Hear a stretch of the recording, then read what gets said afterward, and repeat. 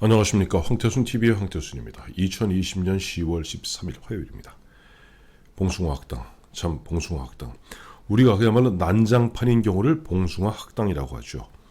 지금 국민의힘이 그야말로 봉숭아 학당의 모습을 갖다 여실히 보여주고 있습니다. 어제 저녁에 잠깐 소개해드렸습니다만은 당초 유일호 전 국무총리를 갖다가 위원장으로 한 내년 4.7 재보궐선거 준비위원회 발족 어제 하려 했습니다만 미루어졌습니다. 그리고 지난 금요일날 유일호 부총리를 갖다가 위원장으로 내정했는데 이틀 만에 대구의 3선 김상훈 의원으로 또 교체했습니다. 그런 가운데 오늘은 보니까 여의도 연구원장이죠. 지상욱 전 의원이 본인이 4.7 재보궐선거에 서울시장 경선에 도전할 의사가 있다는 것을 갖다 암시하면서, 원래 여의도 연구원장은 그 경선준비위원회 위원으로 일종의 당연직 위원으로 포함되게 되어 있습니다만은 그 경선준비위원회 위원직을 갖다 사퇴했습니다. 그것이 어제 오늘 거의 열 몇 시간 만에 벌어지는 일이죠. 또 그런 와중에 보니까 지금 김종인 비대위의 사무총장인 김선동 전 의원, 재선을 갖다 했던 도봉구에서요. 사무총장인 김선동 전 의원도 내년 재보궐선거, 서울시장 재보궐선거 경선에 출마할 의사를 갖고 그것 때문에 지금 보면 김종인 위원장과 굉장히 보면 묘한 갈등. 어제 같은 경우는 김종인 위원장 같은 경우 벼락같이 화를 냈다고 그래요. 또 그런 가운데 또 보면 부산의 장재원 의원 같은 경우는 아니 도대체 김종인 비대위가 출범해서 해놓은 것이 무엇이 있느냐. 나는 마이더스의 손인 줄 알고 모셨더니 마이너스의 손이다 라고 그야말로 직공을 퍼붓고 있습니다. 이런 모습 보면서 그래도 지난 4.15 총선 때 국민이 그 어려운 가운데도 유권자가 42% 가까운 표를 몰아주었던, 물론 의석은 그렇게 안 됩니다만은, 국민의힘, 구미래통합당, 보수의 어떻게 보면 대표 주자를 할 수 있는 국민의힘이 그야말로 제대로 무언가 야당답게 싸워보지도 못하고, 그렇다고 분명한 대안을 제시하는 것도 아니고, 그렇다고 새로운 희망을 주는 것도 아닌 가운데 그야말로 봉숭아 학당 모습을 갖다가 다시 재현하고 있는 것 같아서 정말 안타깝기 짝이 없습니다. 저는 기본적으로 이러한 어떻게 보면 이 당이 말 그대로 봉숭아 학당이 되는 그 근본적 이유는 두 가지에 있다고 봅니다. 첫째는 앞서 장재원 의원이 얘기했습니다만 마이너스 손이다. 당초 보면은 쉬운 몇 명의 초선들이 어마어마한 착각을 했던 거죠.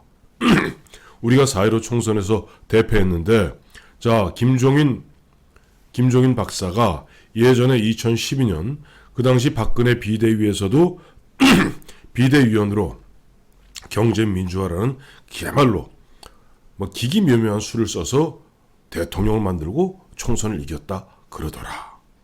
또 2016년 백석도 되지 아니할 당시 민주당 문재인 대표의 민주당에서 비대위 대표를 맡아서 일당을 만들었다 그러더라. 그러니 우리가 비록 이번 4.15 총선에서 패배했지만은 김종인 박사만 비대위원장으로 모시면은 모든 것이 만사 오케이? 라고 착각한 겁니다. 왜 착각이냐 하니까 2012년에 박근혜 비대위원장 시절에 김종인 박사의 역할은 그야말로 n분의 1에 불과할 뿐입니다. 국민들이 언제 김종인 박사 보고, 국민들이 언제 김종인 씨가 이야기한 경제민주화 보고 찍었습니까? 아닙니다.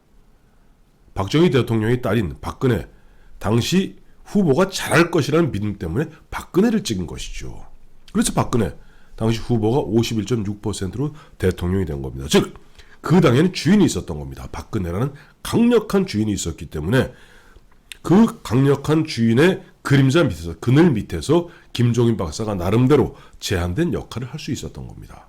두 번째, 2016년 민주당, 그 당시에 그야말로 몰락일보 직전이라고는 했습니다만은 친문들이 똘똘 뭉쳐 있었던, 전 그 말도 기억이 생생합니다만 2015년 12월 말에 당 이름을 갖다가 바꾸면서 당시 문재인 대표가 한 이야기가 있습니다. 우리가 비록 작아지더라도 똘똘 좀 더 강해질 필요가 있다 라고 이야기했고, 며칠 후에 김종인 박사를 갖다가 비대위원장으로 모시게 되죠. 그리고 비대위원장은 안 한다, 그래서 비대위 대표를 하게 되는데, 잘 기억해 보시면 그 당시 2016년 때도 처음에는 뭐 당시 뭐 강기정이 자르고 정청래 자르고 이해찬 자르고 하는 것 같았습니다만은, 그때 제가 방송에 나와서도 여러 차례 얘기, 그거는 문재인과 친문들의 차도살인지계에 불과했던 겁니다. 그리고 막상 비례대표 순번을 정할 때 김종인 박사가 자기 스스로 셀프로 1번을 갖다가, 2번이죠 정확히 남자니까, 셀프 2번을 정했을 때 친문 중앙위원들이 대거 반발하게 됩니다. 그때 김종인 박사는 뭐 했습니까? 나 이런 거 못해. 그리고 칩거하니까 바로 양산에 있던 문재인 대표가 올라와서 상황을 싹 정리하고 바로 손잡고 따라 나와서 비대위 대표를 계속 맡게 됩니다. 그때도 결국 김종인 박사는 문재인이라는 강력한 주인이 있는 정당에 어떻게 보면 CEO로 용병으로 갔던 것 뿐입니다. 그런데 문제는 용병으로서 또 긴급 소방수로서 잠깐 강력한 주인이 있는 가운데 역할을 할 수 있는 그런 사람이 이제는 제왕적 비대위원장이 된 겁니다. 사실 즉 국민의힘, 그 전에 미래통합당 주인 있습니까? 주인 없죠. 그러니 지금 보면은 김종인 박사가 그 제왕적 비대위원장으로서 총사령관 역할을 갖다가 맡아보긴 처음인 겁니다. 그러니 보면 본인이 뭔가 큰 그림으로서, 또 그분이 어떻게 보면 어떻게 미래의 어떤 차기 대권 주자다 그래서 국민들로부터 신망을 받는 것도 아닙니다. 힘이 생길 리가 만무하죠. 둘째, 그럼에도 불구하고 이분은 지난 8월 18일 김대중 대통령 그 11주기에 참석한 이후에 그 다음 뭐 했습니까?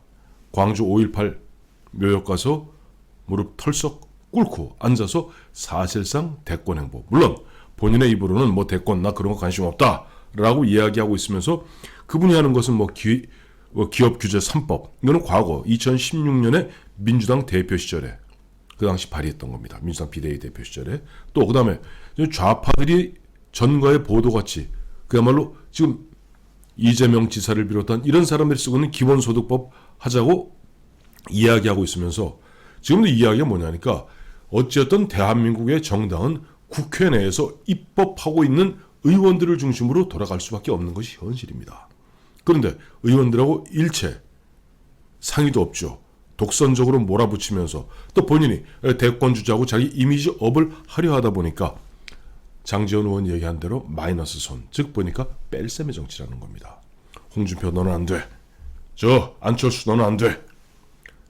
처음에는 원희룡 너도 안 돼. 오세훈 너도 안 돼 했다가 최근에는 좀 본인이 좀 상황이 조금 좀 자기한테 좀 불리하게 돌아가니까 오세훈, 또 보면은 저 원희룡 뭐 이런 유승민 쪽에는 보니까 뭐 준비를 하라 얘기하는 것 같습니다만은, 이런 식으로 뺄셈의 정치를 하려 하다 보니까 결국 국민의힘은 점점점 봉숭아 학당이 될 수밖에 없는 겁니다. 그런 가운데 김종인 위원장 어제 오늘 한 이야기들 보면은, 어제 그랬다는 거 아니에요? 비대위원들 다음에 뭐 해갖고 이제 당직자들 모아놓고 이런 식이면 비대위원장 못한다. 이건 뭐냐 하니까, 실제 못한다는 게 아니라 이 양반 특기가 뭐냐 하니까, 예전에 박근혜 비대위원장 시대 비대위원 할 때 그때부터 툭 하면은 목리부리기가 전공입니다. 이러면 나 못해. 잡아주기 바라는 거. 나 잡아줘. 내 멋대로 할 거야.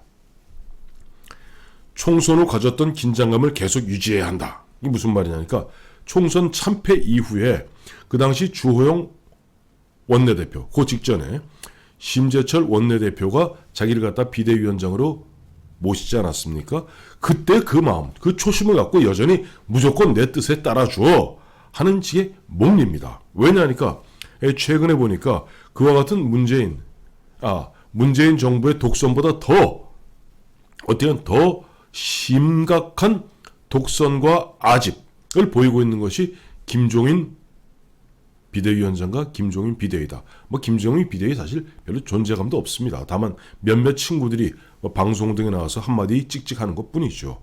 어쨌든 이와 같이 굉장히 중요한 보수의 가치를 지켜야 될 부분에 기업규제 3법, 기본소득 밀어붙이겠다고 나오고 있고, 계속 이 김종인 박사는 어떤 환상에 사로잡혀 있냐니까 자기가 정책 잘 만들면은 어느 누구를 갖다 놔도 이길 수 있다는 그런 환상에 사로잡혀 있습니다. 그런데 대한민국 역대 선거가 인물 중심의 선거고 인물 중심의 투표인 것이지 언제 정책 보고 투표합니까? 우리 국민들 바보 아닙니다. 정책이니 공약이니 그야말로 빌공짜 공약인 거 뻔히 알고 있습니다.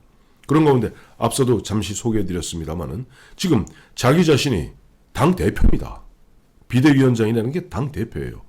그 당의 실제 사무총장이라는 사람은 뭐 하는 자리냐니까 당무감사를 통해서 이놈은 되고 저놈은 안 되고 하는 식으로 갈라치면서 결국 보면 내년 4.7 재보궐선거를 국한해서 보자면 서울에 50개 정도의 그 지구당, 지역구 지구당, 당협이죠. 당협위원장들을 교체해서 자기 자신에게 유리한 당협위원장을 꼽을 수가 있습니다.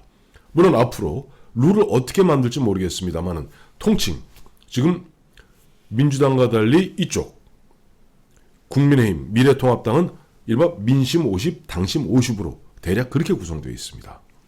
그런데 그 당심이라는 것이 결국 각 당협에 있는 당협위원장들의 마음이 꼭 당심이 되고 마는 거거든요.